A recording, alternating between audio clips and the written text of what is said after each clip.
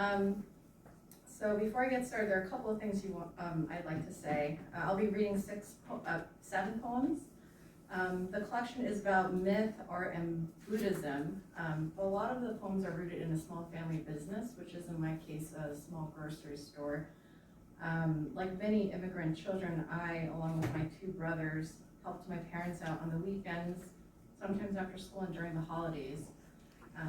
My job was running the register. I thought that the people running the register had a lot of power, and so I raised my hand for that job. And I also just enjoyed bossing my brothers around. But between customers, when there was a little time to rest, I would sit on a milk crate and read books and try to compose poems in my head, or what I thought were poems in my head. And my parents are you haven't met, I don't know if you'll ever meet them, but they're the sort of people who would send you home with bags full of groceries, free groceries, if I told them you were my friend. And they're people who cannot lie, and I think that rubbed off on all 3 of us, my brothers and me. So the first poem I'm going to read is called Picking Blueberries. Picking blueberries.